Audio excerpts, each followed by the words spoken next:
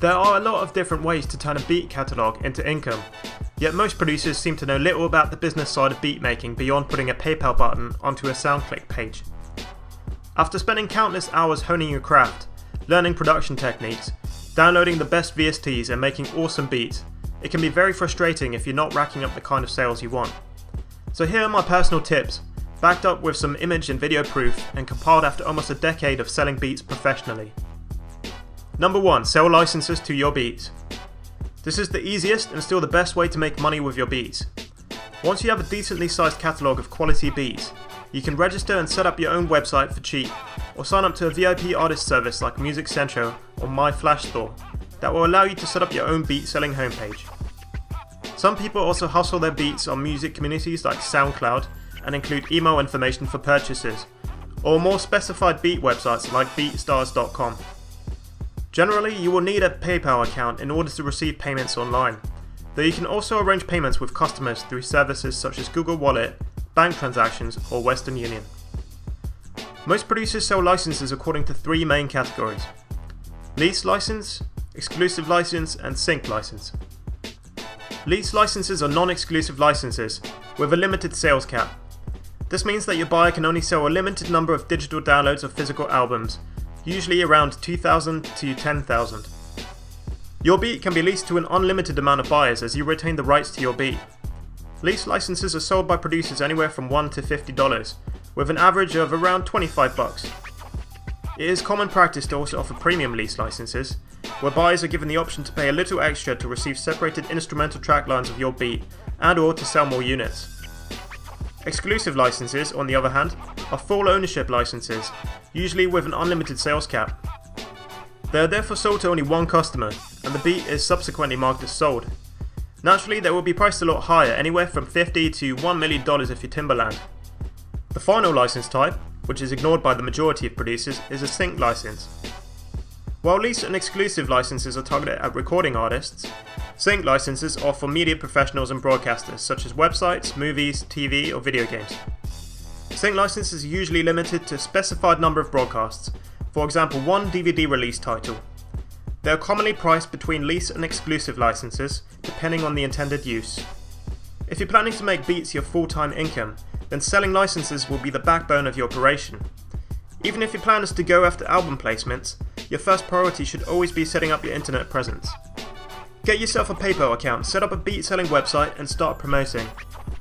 Here on my PayPal account you can see the kind of income our beat page generates in a good month. That's $23,000 in USD only. Though of course bear in mind I've been selling beats for a long time, but the sky really is the limit for you. Number 2. Sell other producers' beats. It might seem counterintuitive to spend your time pushing other producers' beats, but building up a team of beatmakers can be beneficial in many ways. Not only can you feed off each other creatively and provide your customers with a constant stream of fresh material, you can also agree to take a set percentage of the sales you make for your fellow producers. If you put together a strong team with a diverse range of beat styles, you can greatly increase your market share and divide marketing duties. Everyone benefits. Number 3. Sell MP3 downloads. A lot of producers neglect selling MP3 downloads to their beats, opting instead to give out free downloads, or not to allow any downloading at all. However, giving out MP3 downloads for 99 cents or $1.99 for example, can actually be a great additional revenue source. Essentially this is free money, as you can make it clear to your customers that the MP3 downloads are intended for non-profit use only. There is a big market of music fans and casual artists who might enjoy just listening to your beats or recording on them for demo or personal use, without wanting to invest the 20 odd bucks for a commercial lease license.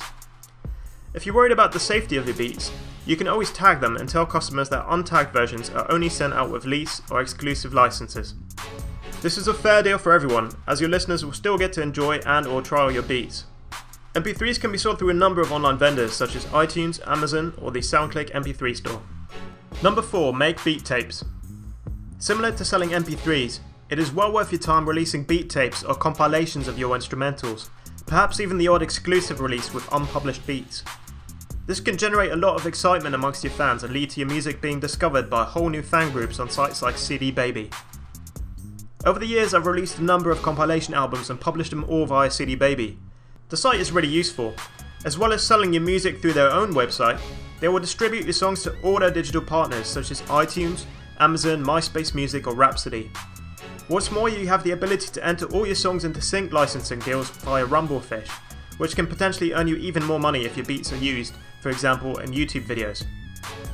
CD Baby have paid out almost $10,000 to me so far, and as they add more and more digital partners, the monthly checks seem to get bigger and bigger.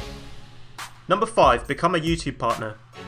Becoming a YouTube partner, and subsequently having sponsored advertisements displayed in your videos, is more of a long-term strategy, as it will take you a while to get to a point where you're making decent money.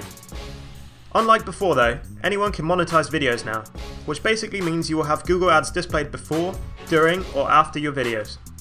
You will need to have signed up to an AdSense account, and will earn a percentage of all ad revenue generated in this way. If you regularly update your YouTube channel with interesting content and get a lot of traffic, this can potentially be a really big earner. If you don't really have the time to make a lot of interesting videos, even just uploading a couple of beat videos a month, that is a video of a beat playing over some kind of static background image, could earn you a tidy sum. Personally, my channel has made over $11,000 in that way so far. Number 6. Get a TV placement. Getting a placement in a TV show, film, or video game can be an arduous process. There are thousands of producers out there submitting their material to placement opportunities on a daily basis. However, if you regularly network and build relationships with media professionals, companies, and agencies, you will eventually persevere and the spoils will be worth the toil. While you won't necessarily be paid a large sum upfront, the royalty payments are where producers really make the big bucks. In order to benefit from this, it is essential that you are registered with a royalty collection association such as BMI, ASCAP, SESAC or PRS. TV stations in the US in particular pay out large sums just for short music segments in their programming. My last quarterly royalty check from the PRS was for a single placement on CBS Sports, and that was something around $4,200 for 30 seconds of a beat. That's not too bad, right? Number 7. Get your beats on internet radio. Getting your beats onto a regular radio station can be pretty hard, as by and large stations are only interested in full songs. However, internet radio stations are a different matter. A lot of people enjoy browsing stations like Pandora or streaming websites like Spotify for instrumental music, and this is where it gets really interesting. Pandora and Spotify both share out their profits amongst members according to the amount of plays your music receives.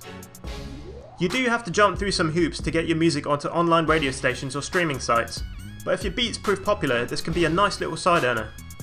Pandora just recently announced that they send over 2,000 artists more than $10,000 a year. Artists like Drake and Lil Wayne even make $3 million a year. Number 8. Make a drum kit. A lot of producers have recently taken to the idea of packaging and selling their own drum sounds for other musicians.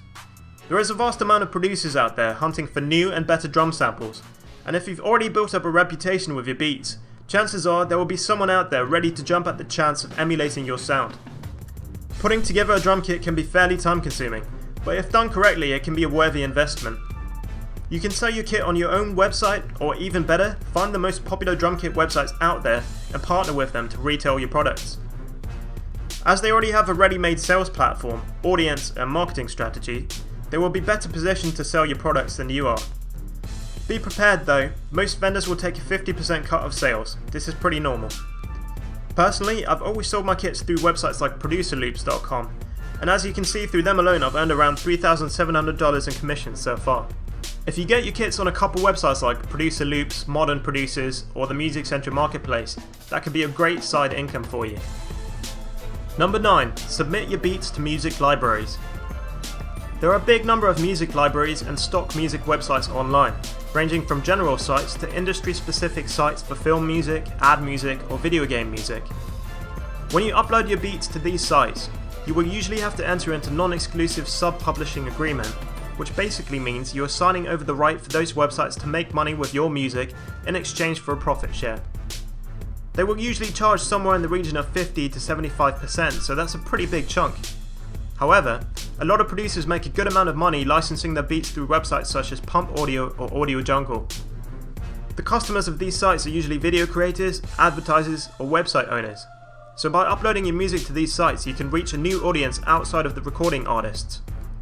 Just make sure you read any contract you sign with these websites very carefully, as some of them are known to be fairly cutthroat.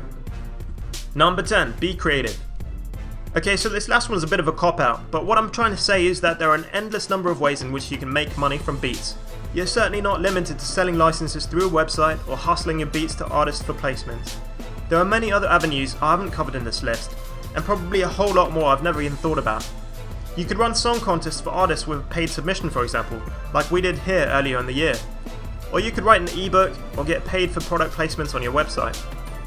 If you come up with any more great ideas or want to collaborate on an innovative project, you're always welcome to hit me up. That's all from me, AD. I'll see you next time.